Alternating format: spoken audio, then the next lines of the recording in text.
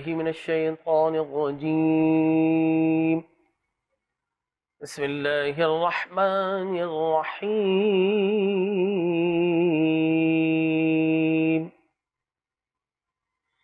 يا أيها الذين آمنوا استعينوا بالصبر والصلاة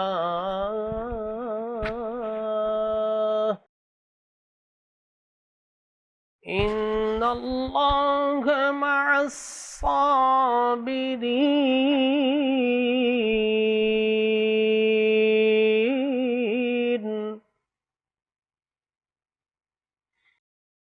ولا تقولوا لمن يقتل في سبيل الله أموات بل أحياء ولكن لا تشعرون.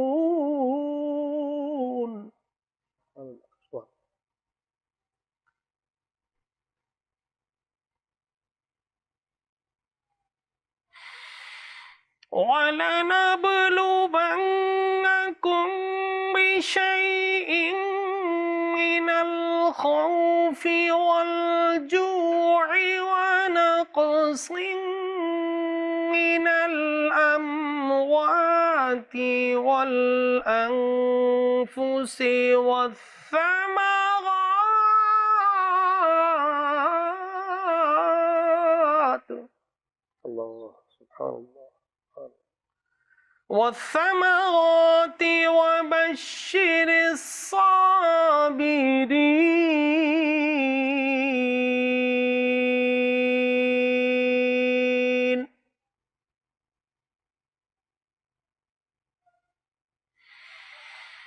الذين إذا أصابتهم مصيبة قالوا إنا لله وإنا إليه راجعون. سبحان الله. صدق اللہ العظیم.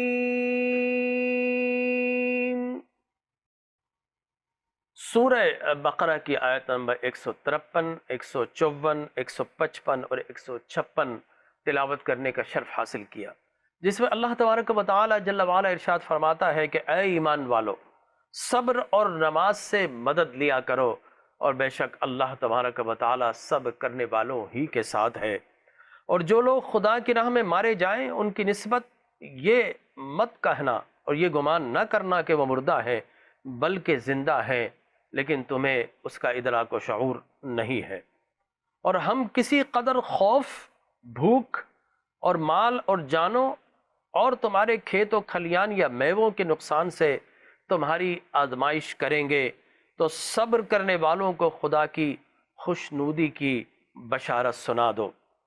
اور ان لوگوں پر جب کوئی مصیبت واقع ہوتی ہے تو کہتے ہیں ہم خدا ہی کا تو مال ہیں اور اسی کی طرف لوٹ کر ہم جانے والے ہیں۔ وآخر دعوایا ان الحمدللہ رب العالمین۔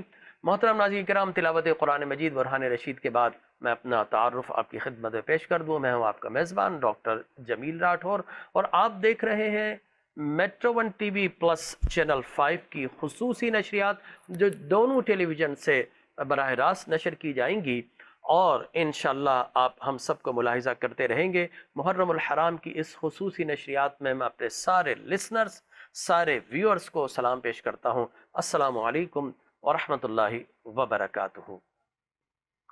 محترم ناظرین کرام، تاریخ حق و باطل میں خیر و شر کے لاکھوں معرکے برپا ہوئے، کروڑوں افراد نے جام شہادت نوش کیا، اور بالخصوص اسلام کی اولین تاریخ انہی لا تعداد شہادتوں سے لبریز نظر آتی ہے۔ غلامان مصطفیٰ نے ہر دور میں اور وقت کے سارے ڈکٹیٹرز کے بالمقابل، سارے انویڈرز، سارے ٹیررسٹ، سارے فاشسٹ، سارے ملیٹنٹس کے اگینسٹ، سارے دہشت گردوں کے اگینسٹ اس انداز سے مقابلہ کیا کہ ان کی اداؤں میں کردار مصطفیٰ، ان کے خیال میں تخیلات مصطفیٰ، تعلیمات مصطفیٰ، ان کی زبانوں پر نعت مصطفیٰ، ان کی نگاہوں میں جمال مصطفیٰ ہوتا تھا، اور وہ ہنستے ہنستے قدم محمد مصطفیٰ میں جانوں کے نذرانے پیش کر دیا کرتے تھے۔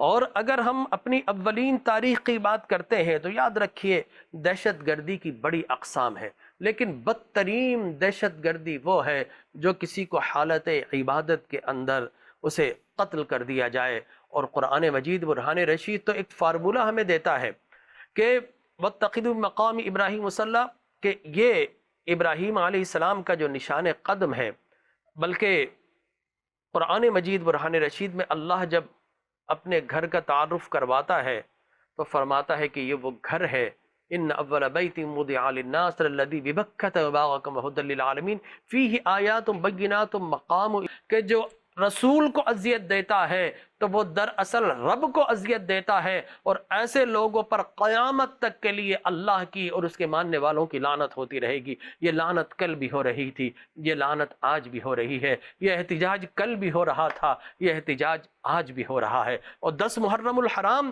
61 ہجری کی ہم بات کرتے ہیں تو ناظرین کرام اپنے دامن میں متضاد کیفیات ہے۔ جہاں 61 ہجری 10 محرم الحرام کا دن ہمیں شرف انسانیت، عظمت انسانیت، فخر انسانیت، بقائے آدمیت اور احترام انسانیت کی خاطر قربانی کی ایک لازوال داستان سنا رہا ہے، وہیں یہ 10 محرم الحرام 61 ہجری کا دن ہمیں تذلیل انسانیت، ہمیں انسان کی وحشت، بربریت، فسطائیت، ظلمت، آمریت اور جہالت کی داستان بھی سنا رہا ہے۔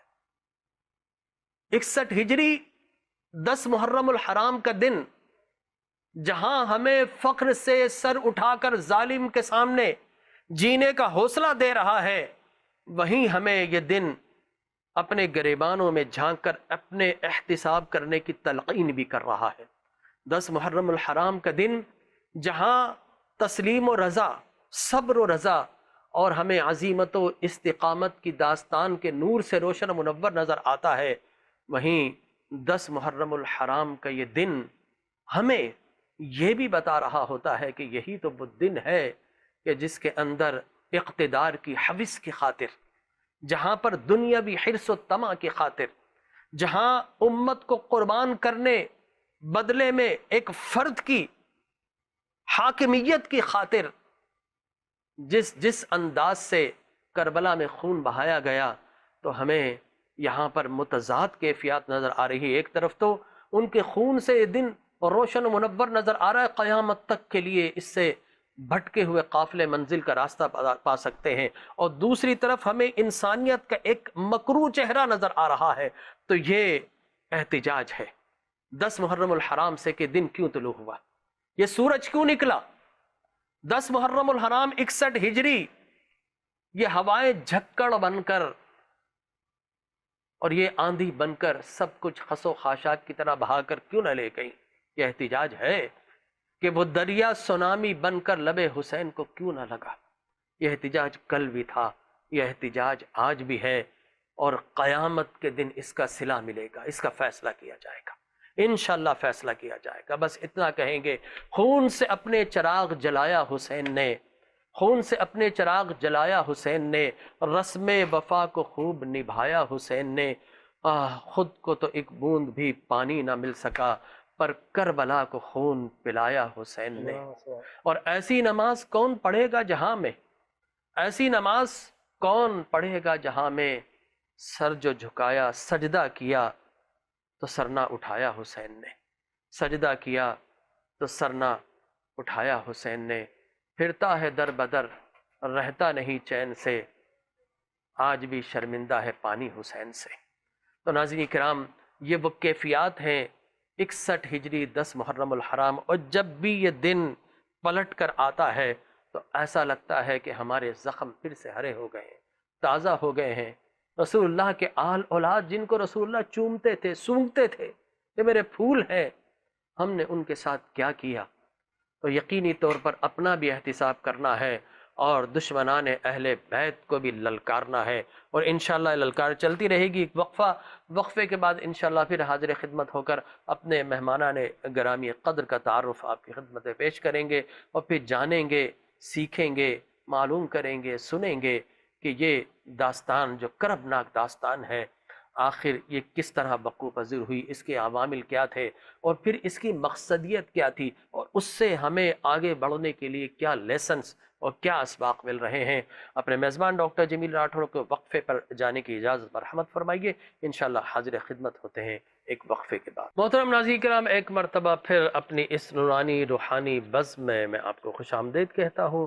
اپنے مہمانوں کا تعارف پیش خدمت ہے علامہ حضرت قبلہ پروفیسر محمد احمد قادری صاحب، زیدہ شرف ہو، ہمارے استاد گرامی ہیں اور بہت خوبصورت گفتگو کرتے ہیں۔ سر میں آپ کو خوش آمدید کہتا ہوں۔ کراچی یونیورسٹی کے ڈین اور نہ جانے کون کون سی یونیورسٹی کے چانسلرز کل بھی پڑھا رہے تھے، آج بھی پڑھا رہے ہیں۔ اللہ تبارک و تعالی ان کو علم منتقل کرتے رہنے کی توفیق عطا فرمائے۔ اور میرے دائیں جانب تشریف فرما ہے علامہ مولانا قاضی احمد نورانی صاحب، ہمارے دیرینہ پرانے ساتھی اور بہت خوبصورت گفتگو کرتے ہیں، آپ کو بھی خوش آمدید کہتے ہیں۔ اور میرے بائیں جانب ہمارے ایک اور دوست، ہمارے ایک اور ساتھی اور سینئر ہی کہوں گا، لیجنڈ ہے ماشاءاللہ، حضرت مولانا محمد زہیر عابدی صاحب، میں آپ کو بھی خوش آمدید کہتا ہوں۔ اور ثنا خاں ہمارے درمیان موجود ہے جو مناقب امام علی مقام پڑھیں گے، جناب محترم وقاص احمد صاحب، آپ کو بھی خوش آمدید کہتے ہیں۔ سر آپ ہی سے شروع کرنا ہے حسب دستور۔ حضور نے فرمایا الایمنون الایمنون، جب بھی آغاز کرو دائیں جانب سے کرو، تو دائیں جانب آپ تشریف فرما ہیں۔ 10 محرم الحرام کی وہ کیفیات کہ جس میں نبی کے نواسے اور اسی نبی کے ماننے والے وہ قوم اشقیہ ان کے سامنے نبرد آزما ہے، اور مجھے بے شک یہ بات کہتے ہوئے کوئی تردد نہیں، ان میں سے اکثر وہ تھے جو شناسہ نہ تھے، لیکن کچھ ایسے بھی تھے جو شناسہ تھے، ٹھیک ہے نا۔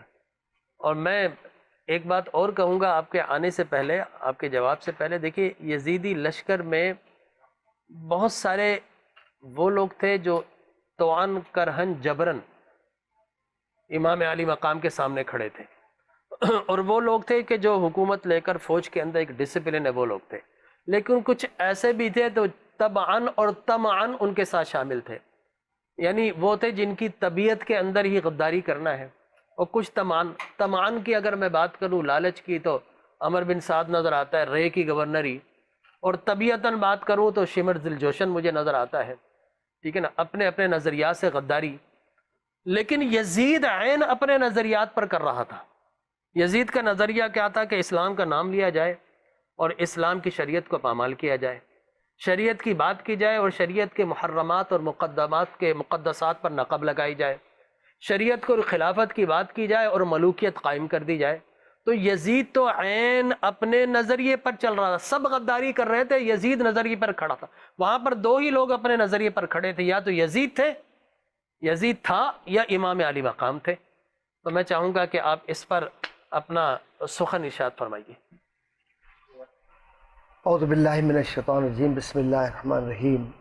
مولا یا صلی وسلم دائما ابدا علی حبیبک خیر الخلق کلہم، یا ربی بالمصطفیٰ بلغ مقاصدنا واغفر لنا ما مضى یا واسع الکرم۔ قبلہ ڈاکٹر صاحب، آپ نے اپنے سرنامہ کلام میں عنوان سے بھی اور عقیدت سے بھی اور ان رشتوں سے بھی پوری طرح وفا کی ہے، اور بات واضح طور پر الحمدللہ ان احباب تک پہنچا دی کہ جو شعور کے دروازے کھول کر عقیدت حسین میں بیٹھ کر اس محفل کا حصہ ہیں۔ سبحان اللہ، الحمدللہ ثم الحمدللہ، اللہم زد فضل۔ جزاک اللہ وبارک اللہ۔ یہ جو دور ہے، جس دور کو ہم دیکھتے ہیں، ایسے ہی ایک دور وہ بھی ہے جس میں وہ چہرے نظر آ رہے ہیں کہ جن چہروں کو بتلا دیا گیا تھا کہ حسین ہے کون، اللہ اکبر، اور جنہیں یہ بتلا دیا گیا کہ امام علی مقام کی طرف پیٹ بھی نہ کرنا، اللہ اکبر کبیرہ، کیونکہ اس سے بھی میرے محبوب محمد مصطفیٰ کو تکلیف ہوتی ہے.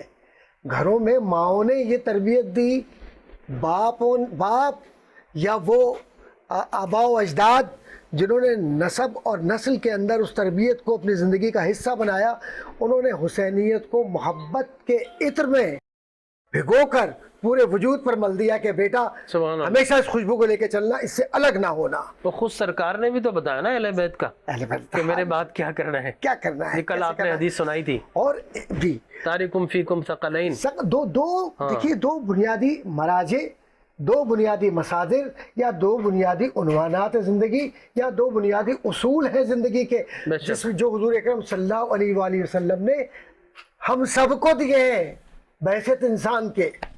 اور وہ کیا ہے کہ ایک اللہ کی کتاب اور ایک اللہ کے محبوب کا وہ گھرانہ، سبحان اللہ. جس گھرانے کو یہ ذمہ داری دی کہ حسین تمہارا گھرانہ میری شریعت کی دیکھ بھال کرے گا اور تم وہ ہو کہ جو دین کو طاقت عطا کرو گے. سبحان اللہ. نور کا گھرانہ سر. اب یہ حضور اکرم صلی اللہ علیہ وسلم کا جو نور ہے، اس نور کی جو علامات ہیں، وہ علامات آپ کہیں تو دیکھیں گے نا. بے شک. تو کہا کہ بھائی ہم نے حضور اکرم صلی اللہ علیہ وآلہ وسلم کے ظاہری پردہ فرمانے کے بعد، تشریف لے جانے کے بعد جب دل تڑپتا تو حسین کے چہرے کو دیکھ لیتے، حسن کے چہرے کو دیکھ لیتے، اور حضرت امام عالی مقام کے حلقوم کو دیکھ کر صحابہ رویا کرتے تھے بے شک. کہ ہم نے دیکھا ہے کہ حضور محبت کے ساتھ حلقوم کو چومتے تھے اور حضور کی آنکھوں میں آنسو ہوا کرتے تھے. حضرت ام سلمہ کو جب وہ مٹی دی تو وہ مٹی صرف مٹی نہیں تھی، وہ پوری مکمل کربلا کی تشریح تھی کہ دیکھو اللہ اکبر. یہ جو تمہیں میں مٹی دے رہا ہوں جبریل نے مجھے بتلا دیا ہے. کہ بات یہ ہے کہ جبریل اس پروٹوکول کو لے کر چل رہے ہیں جو رب کا پروٹوکول ہے، کیونکہ اللہ یہ چاہتا ہے کہ میں یہ بتلا دوں کہ اے محبوب تیرا مرتبہ ایسا ہے کہ جبریل بھی تیرے سامنے اذن لے کر آتا ہے، اور جبریل سے جو کچھ میں کہتا ہوں تو وما رمیت اذ رمیت ولکن اللہ رما کے عنوان کے تحت یہ بتلاتا ہے. تو اللہ تبارک و تعالیٰ نے جس طریقے سے شہادت امام عالی مقام کو کربلا سے متصل کر کے بتلا دیا اور یہ بھی بتلا دیا کہ تکالیف کیسی ہوں گی. حضور کی وہ تمام احادیث، کیونکہ ہم یہ جانتے ہیں کہ نبی جس کا مادہ نبا ینبع نبن ہے، وہ در اصل علم غیب کی طرف اشارہ ہے کہ غیب کا جاننے والا. بے شک. تو غیب کو رب جانتا ہے، لیکن جب محبوب کو اپنے بلاتا ہے تو بقول حضرت اعلی حضرت فاضل بریلوی کے کہ میں تو مالک ہی کہوں گا کہ ہو مالک کے حبیب، یعنی محبوب و محب میں نہیں میرا تیرا. تو یہ کربلا اصل میں ان لوگوں کے لیے تازیانہ ہے کہ جنہوں نے نفاق کی چادر کو اوڑھ کر، اپنے چہروں کو بدل کر، کلمے کو محض منافقت کی وجہ سے پڑھ کر یہ کہا کہ ہم امام عالی مقام رضی اللہ تعالی عنہ کے ان پاکیزہ انفاظ قدسیہ کو ہم روک لیں گے. تم کیا روکو گے؟ ہم ان روکنے والوں کو تمہاری غلامی میں دے دیں گے. لو یہ ہو حاضر ہے. واہ واہ سبحان اللہ. لو ہم دیتے ہیں تمہیں. تم پانی کو روکو گے؟ تم کس کے پانی کو روکو گے؟ اس کے پانی کو کہ سرور کشور رسالت صلی اللہ علیہ وسلم نے فرمایا، اور وہ حدیث الحمدللہ میرے ذہن میں اچانک آ گئی کہ دیکھو اگر کبھی قحط ہو مدینے میں، مفہوم بیان کر رہا ہوں، یا کوئی مشکل ہو اور بارش نہ ہو رہی ہو تو کچھ نہ کرنا، بنی ہاشم کے کسی بیٹے کو یا حضرت عباس کو لے جا کر کھڑا کر دینا، دعا کروا دینا. سبحان اللہ. اب ایک بات بتلائیے، صاحب سقایت ہے ماشاءاللہ.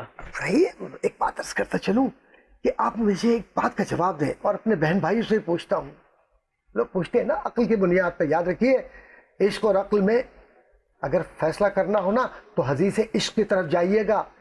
حدیث خواہش کی طرف نہ جائیے گا، ورنہ ابلیس جیسے لوگ آپ کے ساتھ متصل ہو کے آپ کے خون میں دوڑیں گے، اور جب وہ خون میں دوڑیں گے تو آپ بھول جائیں گے کہ حسین کون ہے، مرتبہ حسین کو گرا کر نعوذ باللہ من ذالک پھر مرتبہ رسول کی طرف چلے جائیں گے، اور پھر نہ جانے کہاں سے کہاں پہنچ جائیں گے۔ صرف ایک بات کہتا چلو کہ کربلا عقیدے کی اور عقیدت کی جنگ تھی۔ واہ واہ واہ واہ، سبحان میں خدا کی قسم سچ کہہ رہا ہوں قبلہ جی ماشاء علامہ ڈاکٹر صاحب، عقیدے اور عقیدت کی جنگ تھی، آج بھی کربلا ہے اور آج بھی عقیدے اور عقیدت کی جنگ ہے، کل بھی ہوگی، کیونکہ حسین رضی اللہ تعالیٰ عنہ نے تو یہ فرما دیا تھا نا کہ میں چراغ بجھا دیتا ہوں، چلے جاؤ۔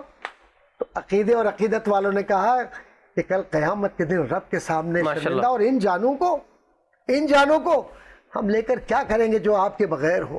سبحان اللہ، ماشاء اللہ۔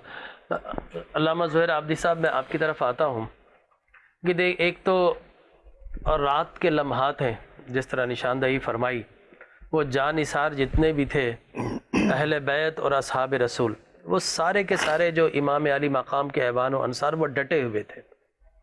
آج تو ہم بٹے ہوئے نا، وہ ڈٹے ہوئے تھے۔ واہ، اچھا جملہ ہے۔ اور لیکن مجھے وہ منظر کشی بتائیے کہ جو نماز ظہر بصورت یا نماز خوف بصورت نماز ظہر پڑھی گئی، حضرت سعید کی کیا کیفیات تھی، حبیب بن مظاہر کی کیا کیفیات تھی۔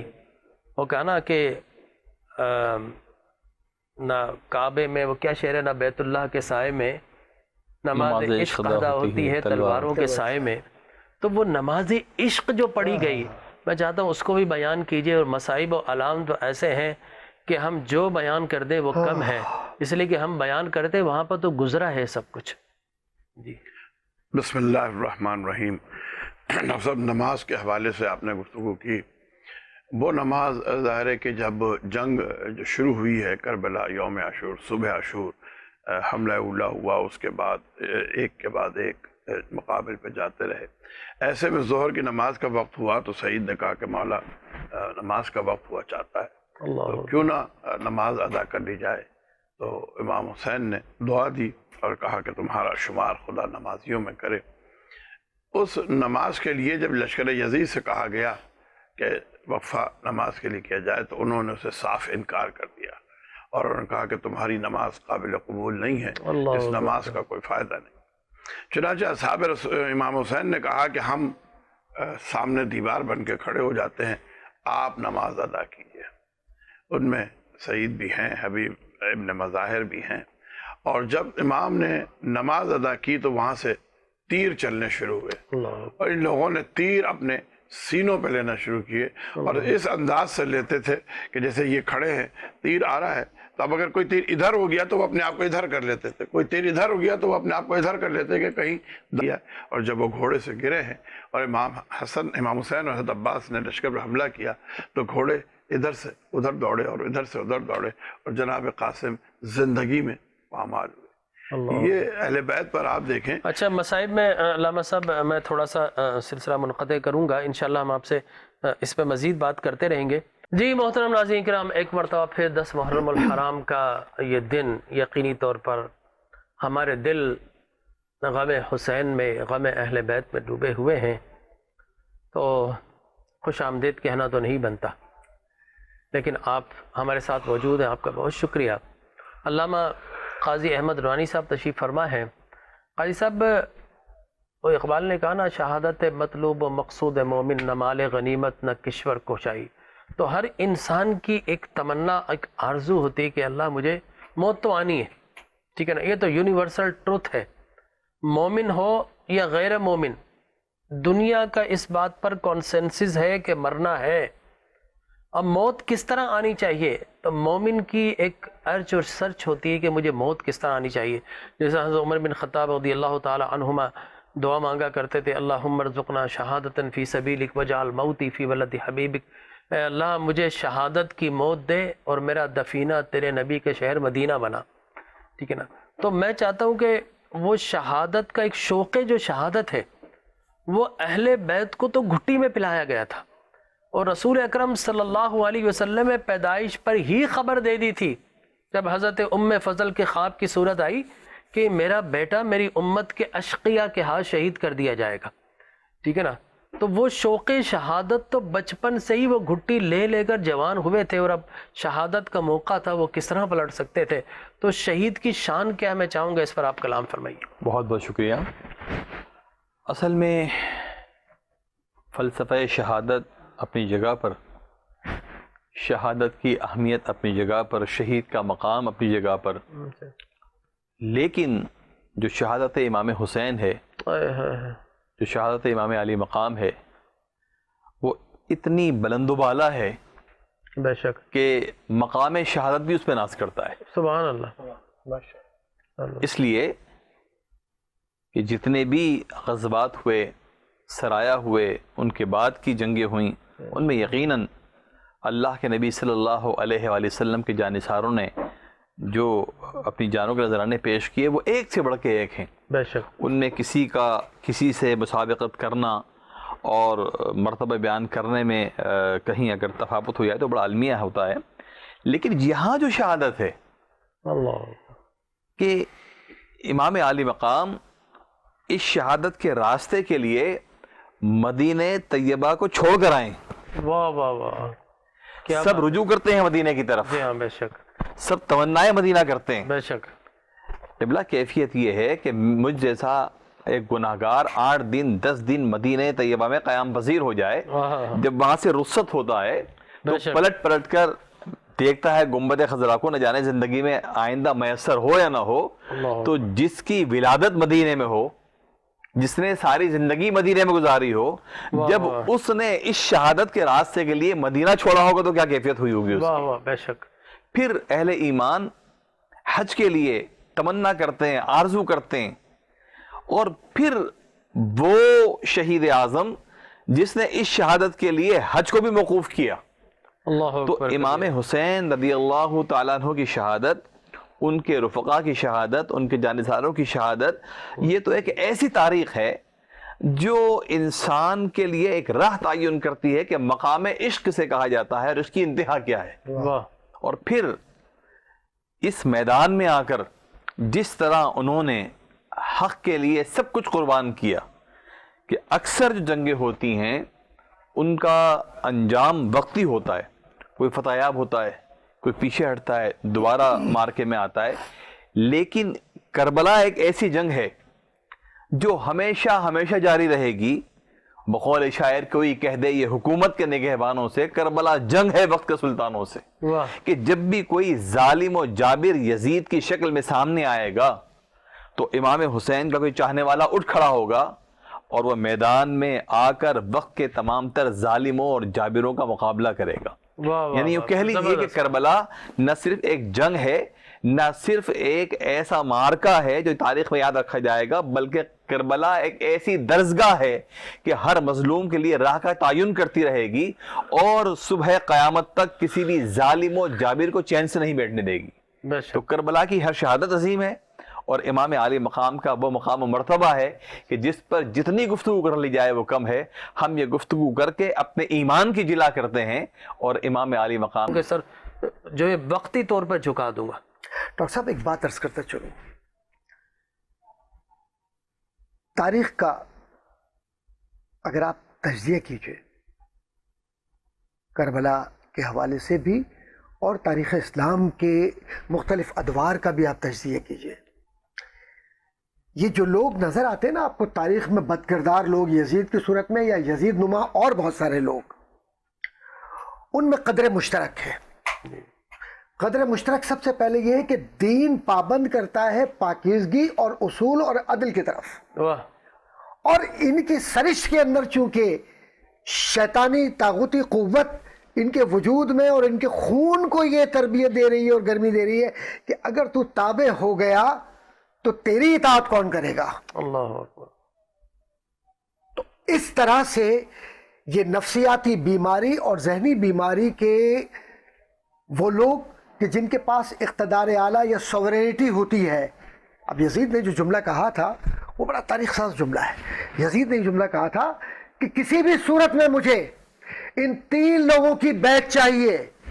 گورنر، آپ نے اشارہ کیا اس طرف، گورنر مدینہ کی طرف، سبحان اللہ، ایسے لوگ بھی تھے کہ جو گورنر ہوتے ہوئے بھی انہوں نے اپنی گورنرشپ کو ٹھوکر میں رکھا اللہ غلامی حسین میں، کہا 3 عبداللہ ابن زبیر اور پھر دوسرے حضرت ابن عباس، ابن عمر، ابن عباس اور حضرت امام حسین، حضرت امام حسین رضی اللہ تعالیٰ عنہ، اور پھر تینوں نے ایک وقت میں کیا فیصلہ کیا؟ یہ ہے اجماع امت، اور اس کو کہتے ہیں شریعت کی پاسداری کرتے ہوئے اپنے وجود کو باہر رکھ کر اللہ اس کے رسول کی راہ میں خروج کیسے کیا جائے۔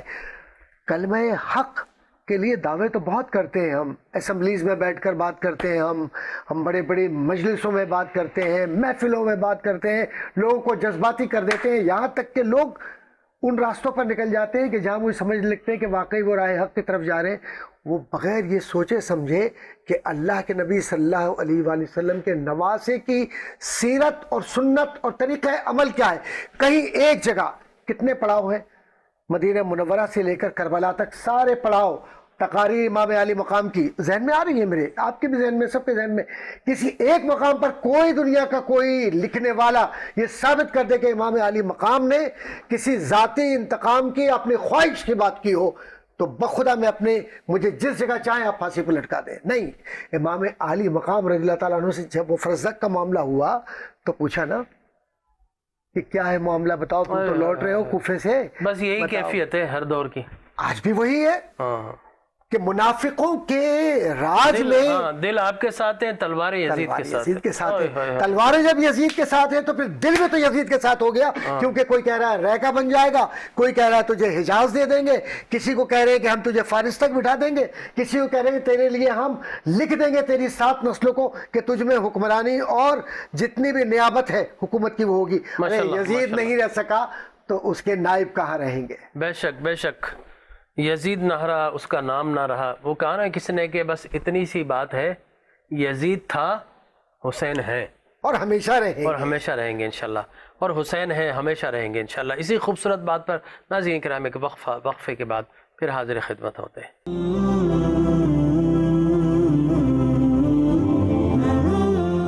محترم مکرم معظم و محتشم ناظرین کرام، ایک مرتبہ پھر اپنی بزم میں میں تمام احباب کو خوش آمدید کہتا ہوں۔ ہمارے درمیان ایم کیو ایم پاکستان کے رہنما جناب محترم قمر عمران علی صاحب بھی تشریف لائے، آپ کو بھی سر ہم ویلکم کہتے ہیں۔ وعلیکم السلام۔ علامہ مولانا ظہیر عابدی صاحب، میں آپ کی جانب آؤں گا۔ آج کے دن مصائب و آلام کا دن ہے، آج کے دن تذلیل انسانیت کا دن ہے، وحشت انسانیت کا دن ہے، اور آج کا دن میں نے کہا نا متضاد کیفیت ہے، ایک طرف تذلیل انسانیت ہو رہی ہے اور ایک طرف بقائے آدمیت و بقائے احترام انسانیت ہو رہی ہے۔ تو یہ 2 کردار ہیں، ایک انسانیت کو مسخ کر رہا ہے اور ایک انسانیت کو اوج و کمال عطا کر رہا ہے۔ تو ان مصائب و آلام میں میں چاہوں گا کہ ابو الفضل حضرت عباس علمدار، جو کہ سقائے اہل بیت بھی ہیں اور جن کو قمر بنی ہاشم کہا جاتا ہے، مقصد ان کے متعلق یہ ہے کہ اتنے ماشاءاللہ قد و قامت والے تھے، گھوڑے پر جب بیٹھتے تھے نا تو ان کے قدم زمین پر لگتے تھے، وہ کیا نورانی ان کا چہرہ تھا، کیا حسن و جمال۔ اور پھر ام البنین کے صاحبزادے، اور وہ شجاعت اور شہامت دونوں جگہ سے آئی، لیکن ظاہر ہے کہ شجاعت حیدر کرار کا کیا کہنا، حیدری خون دوڑ رہا تھا۔ تو میں چاہوں گا کہ ان کی شہادت اور اس کے بعد ریلیٹیولی یہ جو ہمارے نبی کے شہزادے، ہمارے آقا، ہمارے امام، جو کربلا کے اندر درندگی کا شکار بنے یزیدیت کی، تو وہ منظر کشی ضرور بیان کیجئے تاکہ پتہ چلے کہ یہ الفت گہے شہادت میں ہے قدم رکھنا، لوگ آسان سمجھتے ہیں مسلمان ہونا۔ میں اگر آپ کی اجازت ہو تو 2 جملے جی گفتگو آپ فرما رہے تھے ڈاکٹر صاحب بھی اور آپ بھی، پاکستان کے موجودہ حالات کے حوالے سے، کہ یہاں پر لڑا دیا گیا اپنے اقتدار کو باقی رکھنے کے لیے مسالک کی بنیاد پر، زبان کی بنیاد پر، پارٹی بندی کی بنیاد پر۔ یہ کربلا کا درس ہے کہ جب ایشو کی بات آئے، اللہ اکبر، نظریے کی بات آئے، تحریک کی بات آئے، تو تم یہ سارے جو اختلافات ہیں ان کو ایک طرف رکھو۔ 2 شخصیتوں میں بتاؤں گا، ہیں تو اور بھی، لیکن میں صرف 2 شخصیتوں کی طرف توجہ دلاؤں گا، اور بلکہ 3 شخصیتیں۔ زہیر ابن قین امام حسین سے الگ ہیں، الگ قیمت، لیکن جب امام حسین نے جا کے بات کی تو دیکھیے جان نثار کرنے کے لیے آ گئے کہ نہیں، نظریہ اور تحریک جو امام حسین لے کے چل رہے ہیں وہ اہم ہے، لہذا اس کے لیے یہ ساری باتیں دوسری طرف وہ جون ہیں، وہ وہب قلبی ہیں، وہب قلبی مسلمان بھی نہیں ہیں، عیسائی ہیں، اور ابھی شادی ہو کے آ رہے ہیں، یہ بھی نہیں کہ سب 2-4 سال ہو گئے شادی، اولاد ہے، نسل ہے، کچھ شادی ہو کے آ رہے۔ امام حسین سے بات ہوئی ہے تو امام حسین کے کردار نے ان کو ایسا متاثر کیا ہے کہ ان کی ماں کے جملے بھی سننے والے ہیں، جو انہوں نے کہے ہیں کہ بیٹا اس وقت راضی نہیں ہوں گی جب تک گردن کٹوا کے حسین کی راہ میں نہیں آئے گا، دودھ نہیں بخشوں گی وہ ابھی۔ تو نظریے پہ آپ دیکھیے، مذہب سے بھی ادھر آ گئے، عقیدے سے بھی، مسلک سے بھی، زبان سے بھی۔ یہ امام حسین کا پیغام ہے کہ جب تم نظریے اور تحریک کی جنگ ہو تو یہ آپس کی جو تمہاری مسلکی لڑائیاں ہیں اور جو اشرافیہ کرتی ہے صاحبان اقتدار کا یہ طریقہ کار ہے کہ وہ آپ کو اتنی بنیادوں پر علیحدہ کر دیتے ہیں تاکہ آپ ایک نظریے پر جمع ہو کے ان کے خلاف نہ ہو سکیں اور وہ آپ کو جیسے چاہے استعمال کریں۔ یہ تو کربلا کا ایک پیغام میں نے آپ کی خدمت پیش کیا۔ اب جہاں تک حضرت عباس کا تعلق ہے، حضرت علی نے جو جملہ کہا ہے، اس جملے کی آپ اہمیت پہ غور کیجئے۔ حضرت علی سے زیادہ دنیا میں سوائے رسول خدا کے کوئی شجاع نہیں ہے۔ حضرت علی سے زیادہ شجاع دنیا میں کوئی نہیں پیدا ہوا سوائے رسول خدا کے۔ حضرت علی یہ کہہ رہے ہیں کہ عقیل ایک ایسے گھرانے میں شادی کرنا چاہتا ہوں جو شجاع ترین قبیلہ ہو، تاکہ اس میں ایک میرا بیٹا عباس پیدا ہو اور وہ میرے حسین کے کام آئے، کربلا میں میرے حسین کی نصرت کرے۔ قبیلہ بنی کلاب یہ وہ قبیلہ ہے جو نیزے سے کھیلنے والے مشہور ہے، ان کی شجاعت۔ ان کے جو دادا تھے عباس، وہ ایک نیزہ مارتے تھے، اس کے اوپر دوسرا نیزہ، اس کے اوپر تیسرا نیزہ، نیزے پہ نیزہ مارتے، یہ اتنے بہادر۔ اچھا، ایک طرف شجاعت ہے، خالی شجاعت نہیں ہے، دوسری چیز بھی آپ اس کو دیکھیں۔ شجاعت تو سنی ہوگی کہ بھئی شجاعت ہے۔ جس وقت عقیل گئے ہیں رشتہ لے کے تو باہر پتھر پہ بیٹھ گئے جہاں خیمے میں لگے ہوئے تھے، جو طریقہ کار ہوتا ہے، تو کسی نے جا کے سردار قبیلہ کو، ام المؤمنین کے والد کو اطلاع دی کہ وہ آئے عقیل بیٹھے میں علی کے بھائی، تو وہ دوڑے دوڑے آئے۔ اب یہ احترام اہل بیت دیکھیے آپ، عزت ناموں سے دوڑے دوڑے آئے، کہا سرکار کیا ہو گیا، کوئی خطا ہو گئی، غلطی ہو گئی، یہاں کیوں بیٹھے ہیں آپ، اندر تشریف لائے، مجھے بلایا ہوتا، آپ نے زحمت کیوں کی۔ یہ احترام یا عظمت اہل بیت کی ان کے دل میں تھی۔ لے گئے عقیل کو، بٹھایا، بٹھا کے جب انہوں نے کہا کہ رشتہ لے کے آئے ہم اپنے بھائی علی کا تمہارے لیے، تو ان کا سرکار اگر اجازت ہو تو گھر والی سے مشورہ کر لو۔ اب گھر والی کا کردار دیکھیے آپ، انہوں نے آگے کہا بھی وہ ہمارے بیٹی کے لیے علی کا رشتہ آیا ہے، تو 3 سوال انہوں نے کیے۔ علی ابو طالب کا بیٹا، علی رسول کا داماد، علی فاطمہ زہرا کا شوہر، یعنی تصدیقاً، یہ سوال وہ نہیں ہے، تصدیقاً انہوں نے کہا ہاں وہی علی۔ تو انہوں نے جواب نہیں دیا، ہاں یا نہ نہیں کہا، انہوں نے مصلی بچھایا، 2 رکعت نماز شکرانہ ادا کی اور کہا کہ اب کس کا انتظار ہے۔ یہ ہے عظمت اہل بیت ان کے دل میں۔ اب ایک شجاعت پلس عظمت اور احترام، یعنی جہاں شجاعت ہوتی ہے معذرت سے ایک آدمی ہوتا ہے نا میں ہوں بھائی، لیکن وہاں عظمت احترام اہل بیت کتنا ہے اس سے اندازہ کیجیے۔ تو اس ماں باپ نے بیٹی کی تربیت کیا کی ہوگی اندازہ کیجیے گا۔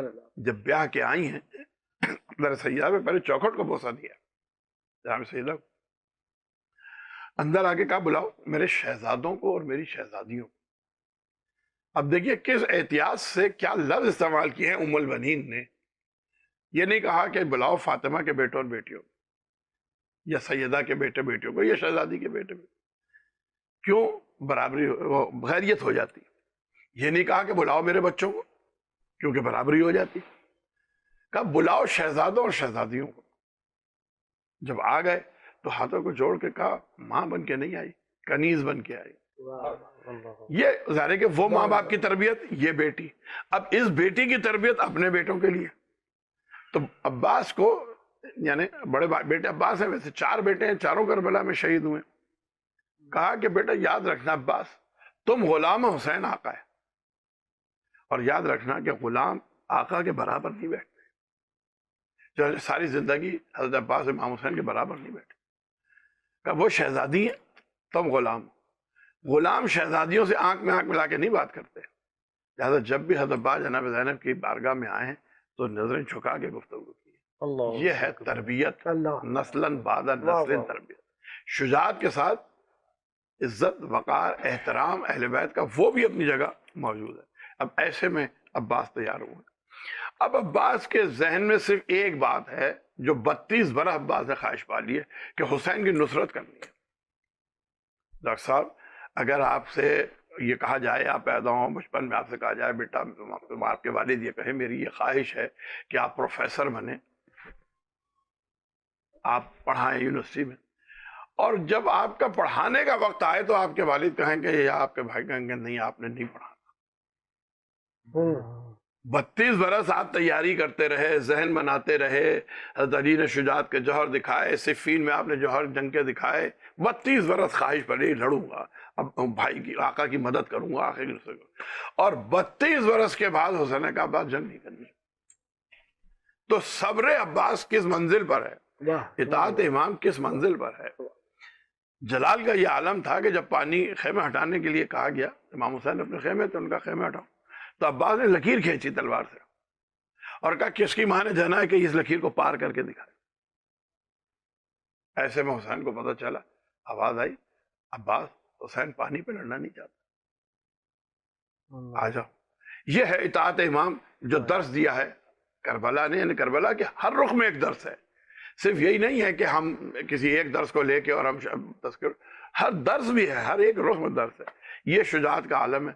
اور پھر آپ جملہ سنیے حضرت عباس کا جو جملہ کہا ہے، اور پھر جو جناب زینب کا جملہ ہے. جاتے تھے مولا اجازت دیجیے میدان جنگ کی، مولا اجازت دیجیے، نہیں مل رہی تھی جنگ کی اجازت. جب اون و محمد کے لاشیں آئے تو ایک جملہ کہا حضرت عباس نے، کہ مولا عباس کی غیرت کا امتحان کب تک ہوگا، اب تو چھوٹے چھوٹے بچوں کے لاشیں آئے، اللہ کیا گزر رہی ہوگی. اللہ ظاہر ہے جب لشکر ختم ہو گیا تو کہا جاؤ عباس جانا ہی ہے تو زینب سے مل لو. جب جناب سکینہ نے پانی کے لیے کہا اور کہا پانی لینے جانا ہے، عباس پانی لینے جا رہے، اجازت لے لو زینب. جب آئے ہیں در خیمہ پر تو شہزادی نے کہا عباس بابا کہا کرتے تھے کہ زینب تمہارے سر سے چادر تو چھینی جائے گی، تمہارے بازوؤں میں رسن بندھے گی. تو میں سوچتی تھی جس کے 18 بھائی ہوں کس کی مجال کہ وہ سر سے چادر چھین اور بازوؤں میں رسن بندھے. عباس پھر عباس جیسا بھائی ہو، پھر عباس جیسا بھائی ہو. تو لیکن آج یقین تو مجھے تھا، ظاہر بابا نے کہا تھا، لیکن عباس آج نظر آ رہا ہے کہ چادر چھینی جائے گی اور بازوؤں میں رسن بندھے. گئے عباس نے پانی لیا اور مشکیزہ چھدا، اور مشکیزہ جب چھدا ہاتھ کٹ گئے، دایاں ہاتھ کٹا، بایاں ہاتھ کٹا. اس وقت تک تو کوشش کرتے رہے کہ پانی لے کے آ جاؤں، لیکن جب مشکیزہ چھدا تو کوشش ترک کر دی، سر پہ گرز لگا. عباس نے جوڑے سے گرے، آواز دی مولا کو. جب مولا پہنچے تو 2 جملے کہیں امام حسین نے، جس سے اندازہ ہوتا ہے کہ امام حسین کی نگاہ میں حضرت عباس کا کیا مقام. پہلا جملہ کہا الآن انکسر ظہری، عباس تمہارے جانے سے میری کمر ٹوٹ گئی. بے شک بے شک. امام حسین یعنی کمر ہی تو انسان کی ہے نا جس پہ کھڑا ہے انسان. عباس تمہارے جانے سے میری کمر ٹوٹ اور گئی. امام زارو قطار روئے. روتے. اور دوسرا جملہ جو امام حسین نے کہا کہ عباس آج تک جو آنکھیں سوتی تھی وہ اب جاگا کریں گی، اور جو آنکھیں جاگا کرتی تھی وہ اب سوئیں گی. یعنی وہ یزیدی لشکر جو تمہاری ہیبت سے جاگتا تھا اب اطمینان سے سوئے گا کہ عباس نہیں ہے، اور وہ اہل بیت کا قافلہ جو اطمینان سے سوتا تھا کہ عباس ہیں، اب وہ جاگے گا کہ حفاظت کرنے والا کوئی نہ رہا، ہمارا بچانے والا کوئی نہ رہا. یوں بھائی کے لاشے کو امام حسین نہر کے کنارے چھوڑ کر آئے ہیں. اور جب آئے بہن کے پاس تو پھر منہ سے کچھ کہا نہیں گیا حسین سے، الفاظ نہیں تھے امام حسین کے پاس کچھ کہتے. دیکھا شہزادی کو اور نگاہیں جھکا لی، جیسے کہہ رہے ہوں زینب اب تیری چادر کا محافظ نہ رہا، اب تو ہے بازار کوفہ ہے، شام ہے، دربار کوفہ ہے، دربار شام. یہ ہے حضرت. لیکن میں یہ کہوں گا حضرت جس طرح امام علی مقام نے دین کی خاطر قربانی کا حق ادا کیا، اللہ اسی طرح سیدہ زینب نے کربلا سے یزید اور یزید کے دربار سے مدینہ منورہ تک انہوں نے قربانی کا حق ادا کیا. سیدہ زینب نے رکھوالی کا حق ادا کیا. بے شک بے شک بے شک بے شک نہیں. انہوں نے ہر دور میں چاہے دربار یزید ہو، کیا ببانگ دھول خطبہ ہے. وہ بھی حیران ہو گیا کہ یہ حضرت علی تو نہیں آ گئے، یہ خطابت علی نظر آ رہی ہے. ٹھیک ہے نا. اور اسی طریقے سے جس مقام میں سیدہ نے خطبات دیے ہیں وہ لوگ اور وہ خطبے، ان الفاظ کو اگر پڑھیں تو انسان کانپ جاتا ہے۔ علی کی بیٹی میں فصاحت و بلاغت نہیں ہوگی تو کس میں ہوگی؟ پہلے حسین کردار ادا کر رہے تھے، اب سیدہ زینب کردار ادا کر رہی ہے۔ سبحان اللہ، کیا کہنا۔ اور دیکھیے بات تو بڑی سادہ سی ہے، میں ہمیشہ کہا کرتا ہوں کہ event plus response is equal to result. Event کیا تھا کہ جنگ ہو رہی تھی اور حضرت علی قابو پا چکے تھے، ٹھیک ہے نا، اور اس نے آپ کی جانب تھوک اچھالا، رسپانس کیا دیا؟ تلوار ہٹا لی کہ علی اپنے دشمنوں کو نہیں مارتا، خدا کے دشمنوں کو مارتا ہے۔ اور رزلٹ کیا نکلا؟ قبول اسلام۔ وہ شخص جو ہے اسلام قبول کر کے حلقہ بگوش اسلام ہو گیا، ٹھیک ہے۔ واقعہ کیا تھا کہ صاحب کچرا پھینکا جاتا ہے، رسپانس کیا دے؟ عیادت کی۔ رزلٹ کیا نکلا؟ قبول اسلام، ٹھیک ہے نا۔ واقعہ کیا تھا کہ یزید تخت نشین ہو گیا، رسپانس کیا تھا؟ استقامت، عزیمت، ٹھیک ہے نا۔ رزلٹ کیا نکلا؟ بقاء اسلام، ٹھیک ہے نا۔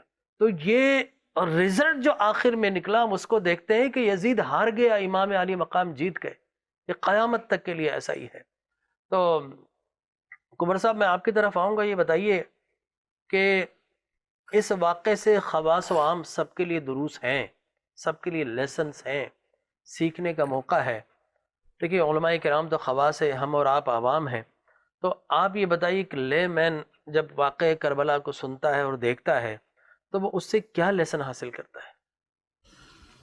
جیسا کہ آج کا دن ہے یوم عاشور، انتہائی غم کا دن ہے، اور لیکن اس غم کے ساتھ جو آپ نے بات کی کہ ہماری موجودہ جو لوگ ہیں لے مین یا ہماری جو امت ہے، اپارٹ فرام دیٹ کسی بھی فرقے سے ہوں، ان کے لیے کیا لیسن ہے؟ میں سمجھتا ہوں اس کے لیے ایک چھوٹا سا تاریخ سے میں واقعہ پہلے اس کے میں ذکر کروں کہ نجران سے جو عیسائیوں کا وفد اللہ تعالیٰ کی وحدانیت کو چیلنج کر کے جب رسول صلی اللہ علیہ وآلہ وسلم کے پاس آیا، جو مدینہ منورہ میں ٹھہرا، تو قرآن کے اندر O negative, B positive, B negative, A B positive, A B negative, ٹھیک ہے نا، یہ سارے ہیں۔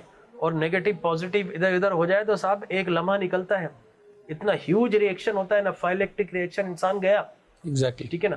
لہٰذا اب یہ بتایا گیا کہ دین کی رگوں سے خون نچوڑ لیا گیا، دین کو خون کی ضرورت ہے، صدا لگائی گئی تو خون کس کا ہوگا؟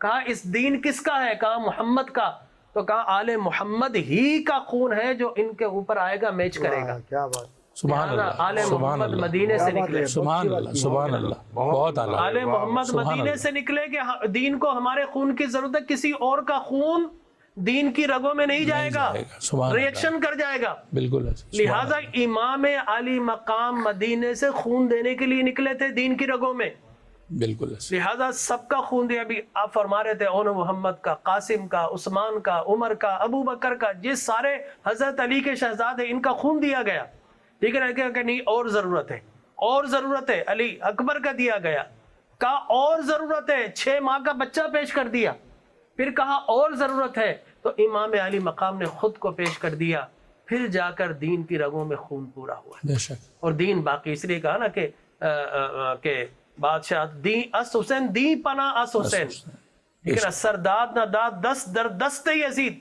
حقا کے بنا الہ الہ حسن، تو لا الہ الا اللہ کی دین بھی ہے حسین، اور دین کو پناہ دینے والے بھی۔ تو قاضی صاحب امام علی مقام نے حق ادا کر دیا کربلا میں، اس میں کوئی شک نہیں ہے۔ لیکن میں چاہوں گا کہ یزید کی کچھ منظر کشی بھی کرے۔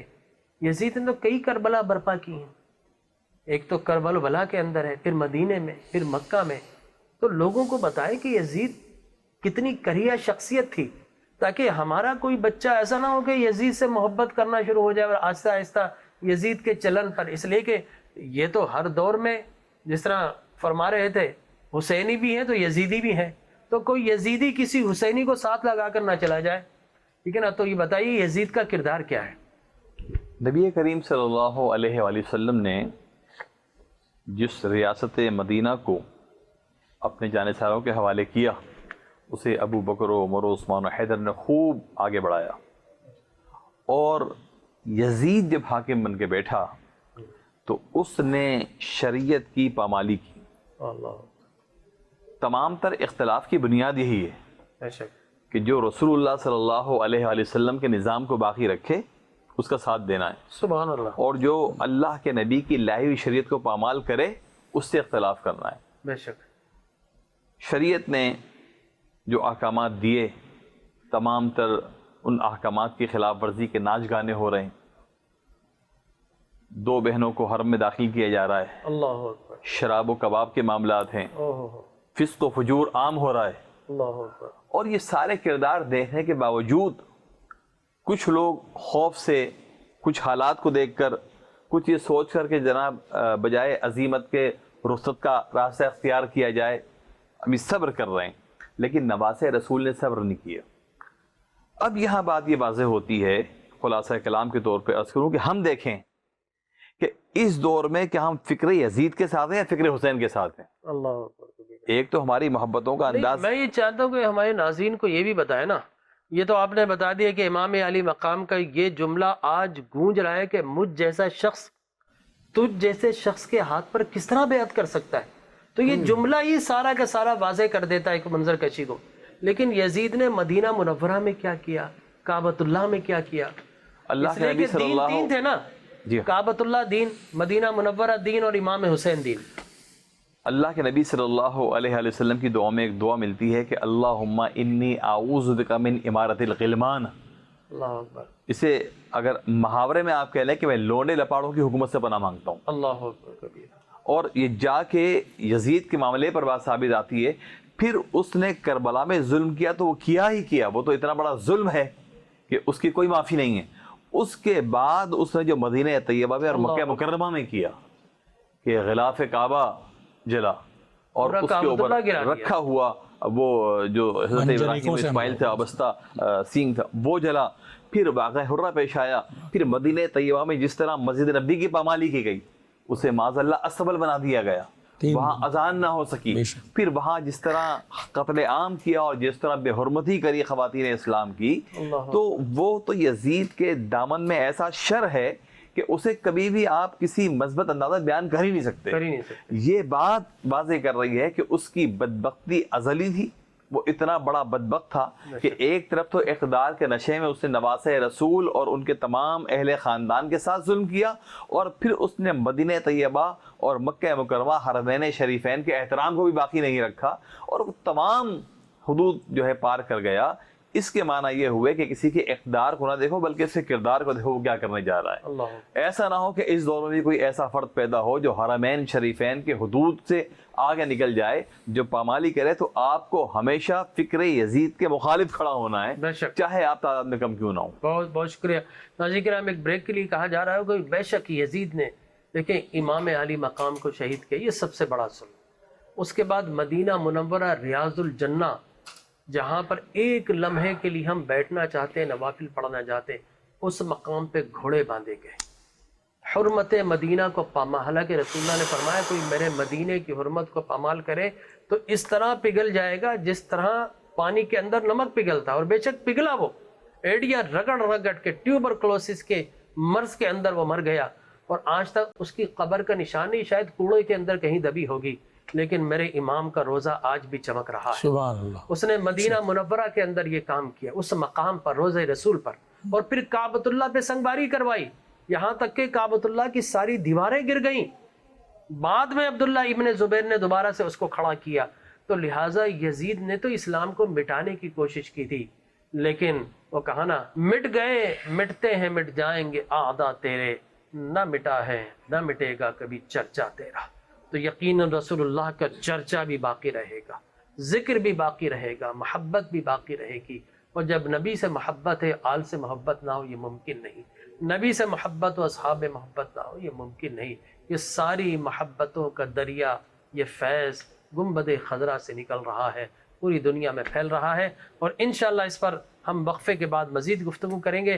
لیکن علامہ ظہیر عابدی صاحب بڑے مصروف وقت میں سے نکال کر چینل 5 کے لیے یہاں پر تشریف فرما ہوئے, میٹرو ٹی وی کے 1 ٹی وی کے لیے آئے.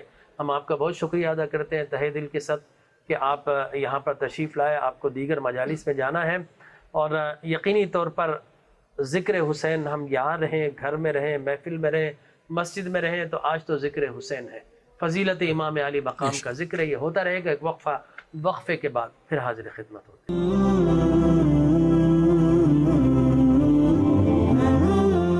محترم ناظرین کرام، ایک مرتبہ پھر ہم اپنی بزم میں اپنے تمام دیکھنے والے ویورز کو اور حاضرین و حاضرات کو سلام پیش کرتے ہیں۔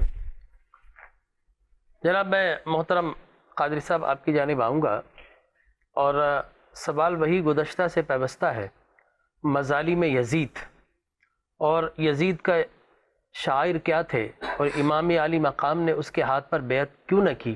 حالانکہ ہم دیکھتے ہیں کہ امام حسن نے حضرت امیر معاویہ کو ایکسیپٹ کر لیا تھا، لیکن یزید کے اندر وہ کیا خرافات تھی، کیا درندگی تھی، کیا بے انصافی تھی، اور کیا اس کی روش تھی کہ جس کی وجہ سے امام علی مقام نے اس کو ماننے سے انکار کر دیا۔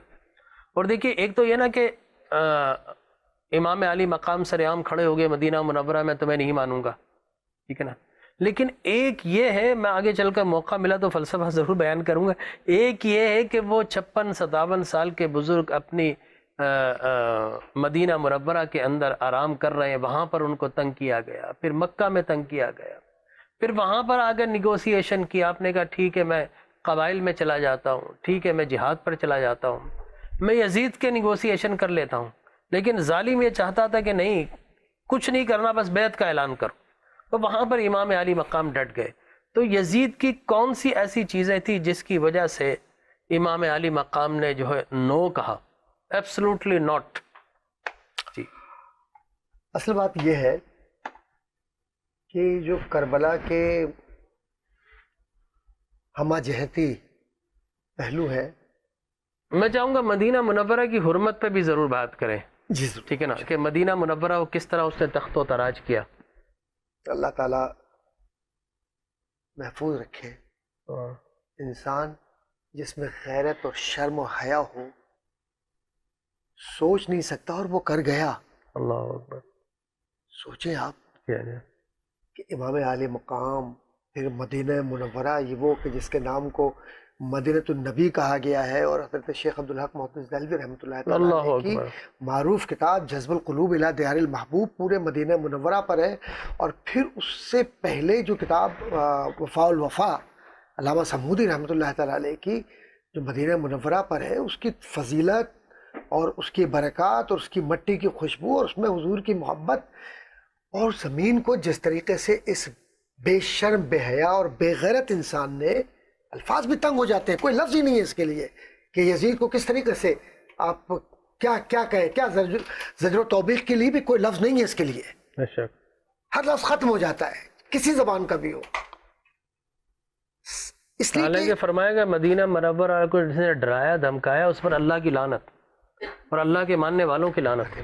دیکھیں فتاوے موجود ہیں جی ہاں۔ اس پر، ہمارے الحمدللہ ثم الحمدللہ ہمارا جو مسلک حق، مسلک اہل سنت ہے، اس میں تو ہم نے ایک ہی بات سیکھی ہے کہ مدینے کی عظمت اور مدینے کی محبت سے ہی کعبے کی محبت اور کعبے کی عظمت ملتی ہے۔ بے شک، بے شک، حاجیو آؤ شہنشاہ کا روزہ دیکھو، کعبہ تو تو دیکھ چکے، کعبے کا کعبہ دیکھو۔ یہ کعبے کا کعبے کی یہ وہ سکونت ہے کہ جس میں حضور سے جب انصار نے عرض کیا کہ یا رسول اللہ مکہ فتح ہونے کے بعد کہا تب کیا ہوگا، تو اس وقت حضور نے فرمایا کہ میں تم میرے ساتھ ہوں، میں تمہارے ساتھ ہوں، اللہ اور دائمی وعدہ ہے۔ تو یہ اس نسب اور اس نسل کا یہ بچہ ہے جس کو حسین کہا جاتا ہے۔ اللہ اکبر۔ حضرت امام علی مقام رضی اللہ تعالیٰ عنہ کا کوئی موازنہ نہیں ہے۔ میں تو ایک بات جانتا ہوں، چاہے نسبت خاکرہ بعالم پاک ایسی پاکیزہ ہستی کو اور نور کو، ہم ایک ناری فرد سے کیا نسبت اور کیا مناسبت اور کیا کوئی تعلق ہی نہیں ہے۔ واہ واہ واہ۔ اصل بات یہ ہے کہ یزید جس کے لیے کہا جاتا ہے کہ اب اس کا جو چہرہ مہرہ جو علماء نے لکھا، میں اجماعی طور پر بات کرتا ہوں کہ اس کی شکل دیکھنے کے بعد کراہیت آتی تھی، اس کی ناک، اس کی آنکھیں، اس کا چہرہ، بچپن سے اس کا چلنا، اس کا دوڑنا، ایسا لگتا تھا جیسے زمین پر میں کیا لفظ استعمال کروں، وہ جو نجس دوڑتا ہے اس طریقے سے اس کے جسم کی تشبیہ علماء نے دی ہے۔ بڑے بڑے علماء، عام کوئی آج کے دور کی بات میں نہیں کر رہا کہ سن 2024 25 میں 23 میں کسی نے تقریر میں بات کی ہو، نہیں، 800 سال 900 سال 1000 سال پہلے کی جو کتابیں ذرا اس کو تو اٹھا کے دیکھیے آپ کیا لکھ رہے ہیں. تمام کتابیں خود بول رہی ہیں. سبحان اللہ. اور اس وقت وہ شیعہ سنی وہابی دیوبندی بریلوی چکرالوی اہل حدیث ماتریدی یا رواقیت پسند یا جو دوسرے اور یہ سارے مکاتب کچھ بھی نہیں تھے.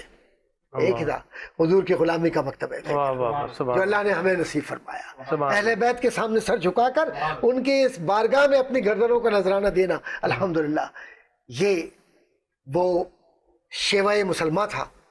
اب اس یزید نے مدینہ منورہ میں جس طریقے سے قبلہ ڈاکٹر صاحب آپ نے اور قبلہ نورانی صاحب نے قاضی نورانی صاحب ماشاء اللہ جس طریقے سے بیان کیا اس کو کہ مدینہ منورہ کی حرمت میں سب سے بڑا مسجد نبوی ہے. اللہ اور اس مسجد نبوی کے اندر جو حضور کے صحابی ہائے ہائے اس چٹائی میں لپٹ کر اللہ اکبر کہتے ہیں کہ میں نے خود اپنے کانوں سے یہ سنا اللہ اللہ اکبر جب اس نے اذان بند کی ہے اور اس یزید کے حکم سے وہاں گھوڑے باندھے گئے نعوذ باللہ من ذالک اس کی توہین کی گئی تو اس وقت میں نے یہ سنا کہ حضور کی قبر انور کی طرف سے اذان کی آواز آیا کرتی تھی. اللہ اکبر کبیرہ. اس سے بڑھ کر حضور تو الحمدللہ حیات ہے. ماشاءاللہ ماشاءاللہ. تو زندہ ہے واللہ تو زندہ ہے واللہ میری چشم عالم سے چھپ جانے والے. تو یہ اس کے بعد یہ یزید جس یزید نے اس منصب کو جو منصب نبوت ہے اس کو اپنے سامنے نہیں رکھا کعبۃ اللہ شریف کی توہین کی. پھر اس کے بعد سب سے بڑی بات یہ ہے کہ یہ وہ نسل ہے نا کہ تیری نسل پاک میں ہے بچہ بچہ نور کا تو ہے اہل نور تیرا سب گھرانہ نور کا. اس نے اس یزید نے کیا کیا اس گھرانے کے ساتھ نور سے نسبت ہوتی تو آج نام جگمگاتا نا. بے شک. نار سے نسبت کی تو معاملہ واہ کیا واہ بنا. واہ واہ کیا بات ہے کیا بات ہے. اچھا علامہ عبد القادر ہزاروی صاحب بھی ہمارے درمیان ناظرین کرام تشریف لائے اور ہم بات کریں. دیکھیے ہم امام علی مقام کا تذکرہ کرتے ہیں اچھا کا ذکر کرنے والے بھی اچھے ہی ہوتے ہیں نہ ہو تو اللہ اچھائی عطا فرما دیتا ہے. لیکن یہاں تو یزید کے ایمان پر کلام کیا بلکہ تو میں اس موقف کا قائل ہوں کہ وہ تو دائرہ اسلام سے ہی خارج ہو گیا واقعہ حرہ کے بعد. بلکہ انہوں نے کہا کہ اگر ہم بیعت نہ توڑتے تو ہمیں خوف تھا آسمان سے پتھر نہ برسے ہم پر پتھر نہ برسیں اور عذاب نازل ہو جائے جس طرح کی پہلی قوموں پر نازل ہوا کرتا تھا. یہ تو ڈاکٹر صاحب قرآن کی اس آیت نے بچا لیا وما کان اللہ لیعذبہم وانت فیہم وما کان اللہ معذبہم وہم یستغفرون. یہ تو اس وقت تابعین اور صحابہ استغفار کر رہے تھے. واقعہ حرہ پیش آیا اور 3 دن تک منبر رسول جس کی زیارت کی جاتی ہے ریاض الجنہ اس کے اندر اس نے لڑائی کا بازار گرم کیا اور مدینہ المنورہ کے اندر اور اہلیان مدینہ کو تکلیف دی اور قرآن کی اس آیت کا مصداق ٹھہرا ان الذین یؤذون اللہ ورسولہ لعنہم اللہ کہ جو والذین یؤذون المؤمنین بھی تو ہے نا جی آگے بھی چل کر ہے. تو فرمایا گیا کہ جو اللہ اور اس کے رسول کو تکلیف پہنچائے اور مومنین کو تکلیف پہنچائے اس پر اللہ کی لعنت ہے. بلکہ سورہ نساء کے اندر ماشاءاللہ آپ تو 5 روزہ قرآن کریم سناتے ہیں. فرمایا گیا کہ من قتل مؤمنا متعمدا فجزاؤہ جہنم خالدا. میرے پاس تو یہ آیت جو ہے بین دلیل ہے کہ جس نے کسی مومن کو جان بوجھ کر قتل کیا اس کے لیے جہنم کا ہمیشہ والا عذاب ہے اور ہمیشہ والا عذاب مومن کے لیے نہیں ہوتا وہ کافر کے لیے ہوتا ہے. تو مدینہ کی حرمت بھی اس کا بھی خیال نہیں رکھا اور نبی علیہ السلام کی نسل کی حرمت کا خیال بھی نہیں رکھا اور مکہ کی حرمت کا خیال بھی نہیں رکھا کہ عبداللہ ابن زبیر رضی اللہ تعالیٰ عنہ پر وہ سنگ برسائے گئے منجیکوں سے حملہ کیا گیا کہ جب آپ غلاف کعبہ کے پاس تھے تو جو شخص رسول کی نسل کے بارے میں بھی اس طرح کعبہ کو گرا دیا گیا تھا اور عبداللہ ابن عمر عباس رضی اللہ تعالیٰ عنہ سے جو مروی تھا کہ وہ مینڈا ذبح ہوا اور اس کے سینگ ہم نے دیکھے تھے یہ اسی وقت کا واقعہ ہے. ساری جو باقیات تھیں اور شعار اسلام تھے ان کا حلیہ بگاڑ دیا. تو ان تمام چیزوں کے بعد ہم یزید کو کیسے اچھا کہہ سکتے ہیں. امام نے یزید کے سامنے کھڑے ہو کر اس آیت کا مصداق بن کے امت کو ظلم کے سامنے ڈٹ جانا اور ظلم کو مٹانا اور اس کا ساتھ نہ دینے کے لیے وَقُلْ جَاءَ الْحَقُّ وَزَهَقَ الْبَاطِلُ کہ حق آ گیا اور باطل چلا گیا. تو امام علی مقام نے سچ کا ساتھ دیا اور حق کا ساتھ دیا. اور آخر میں یہ کہنا چاہوں گا کہ وہ یزید تو چلا گیا ہمارے وقت کے جو یزیدی ہیں ہمیں امام حسین کی فکر اور منشور کو لے کر ان یزیدیوں کا بھی مقابلہ کرنا چاہیے. بے شک ناظرین کرام کیا خوبصورت گفتگو ہی جناب محمد احمد قادری صاحب کی طرف سے، جناب محترم کنور عمران صدیقی صاحب کی طرف سے، جناب علامہ قاضی نورانی صاحب کی طرف سے، علامہ عبد القادر ہزاروی صاحب کی طرف سے۔ اور بے شک یزید کا کردار ایسا ہی ہے، وہ فقط ایک بات پر نہ جانے کیوں ہم اسے کچھ ایسے مارکس دے کر اور اسے پاس کرنے کی کوشش کرتے ہیں اضافی نمبر دے کر، لیکن اس کے پاس تو کوئی نمبر ہی سرے سے موجود نہیں ہے۔ لہٰذا یزید نے جب کعبۃ اللہ کو گرایا تو عبداللہ ابن زبیر جو محاصرہ کر کے فوج کھڑی تھی اسے کہا کہ تمہارا طاغوت مر گیا ہے، مر گیا، ایسے ہی ٹھیک ہے نا۔ اسی دوران یزید ہلاک ہوا، گاڑیاں رگڑ رگڑ کر، اور یہ خبر پھیلی تو انہوں نے کہا کہ درندوں اب کیوں کھڑے ہو، تمہارا طاغوت تو ہلاک ہو چکا، جاؤ ادھر سے۔ تو اللہ تبارک و تعالی نے اس کی بس وہ نا ایک پل کی تھی حکومت یزید کی، صدیاں حسین کی ہیں زمانہ حسین کا، اور مٹی میں مل گئے ارادے یزید کے، لہرا رہا ہے آج بھی پرچم حسین کا، اور افضل ہے کل جہاں میں گھرانہ حسین کا، اور نبیوں کا تاجدار ہے نانا حسین کا۔ تو ناظرین کرام، یہ امام علی مقام ہی تھے۔ حضور نے فرمایا کہ ان الحسن والحسین سید الشباب من اہل الجنہ، حسن حسین میرے جنت کے نوجوانوں کے سردار، فاطمہ سیدۃ النساء العالمین، میری فاطمہ سارے عالمین کی سردار، واہ واہ سبحان ٹھیک ہے نا۔ اور حضرت علی سے کہا علی انت سید العرب، تم سارے عرب کے سردار۔ اور اپنے متعلقہ انا سید ولد آدم یوم القیامہ، میں ساری اولاد آدم کا سردار۔ معلوم ہوا یہ تو وہ گھرانہ ہے جس میں عام کوئی پیدا نہیں ہوتا، جو بھی پیدا ہوتا سردار بن کر پیدا ہوتا ہے، بالکل۔ لہٰذا یہ تھے سردار، اور ان کو سرداری جچتی تھی، لیکن جھوٹے جب سردار بن جائیں تو پھر مقتل گاہ بنتی ہے، اور سچے سردار بن جائیں تو پھر مقتل گاہ نہیں ہوتی، وہ سبزہ اور شادابی بن جاتی ہے۔ تو ناظرین کرام، یہی پیغام کربلا ہے، اور اسی پر ہم اجازت چاہیں گے کہ چلتے چلتے ہم سب کھڑے ہو کر امام علی مقام کو سلام عقیدت پیش کریں گے، ٹریبیوٹ پیش کریں گے کہ نسل در نسل یہ ذکر ہوتا رہے گا، ذکر یزید ان پر لعنت ہوتی رہے گی، اور ذکر حسین کو سلام پیش کیے جاتے رہیں گے۔ اپنے میزبان ڈاکٹر جمیل راٹھور کو اجازت دیجیے، انشاءاللہ سلام، اور سلام کے بعد دعا، اور پھر آپ سے رخصت۔ الصلاۃ والسلام علیکہ یا رسول اللہ وعلی آلک و اصحابک یا حبیب اللہ۔ رب کائنات غلامان مصطفیٰ نے بڑی محبت، بڑی مودت، بڑے خشوع و خضوع کے ساتھ تیرے اور تیرے ملائک کی سنت کو ادا کرتے ہوئے تیرے حبیب لبیب علیہ الصلاۃ والتسلیم کی بارگاہ بے کس پناہ میں، اور آل رسول امام علی مقام شہداء کربلا کی بارگاہ میں سلام عقیدت کا نذرانہ پیش کیا۔ الہا سخیہ مالکہ قادرہ بادشاہ بے نیازہ، ان محبتوں کی سوغات کو اپنی بارگاہ میں مقبول، منظور و ماجور فرما۔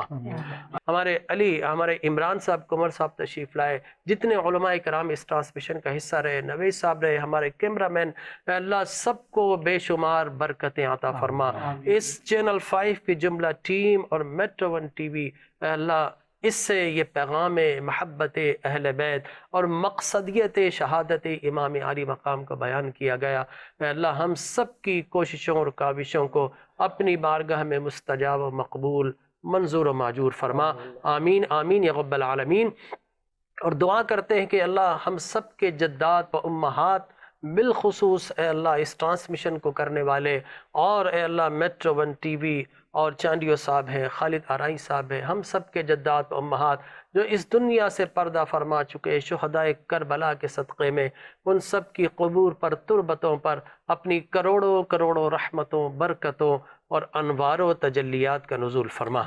آمین آمین یا رب العالمین۔ وقد قال الله تبارك وتعالى في شان حبيبه مخبرا وآمرا إن الله وملائكته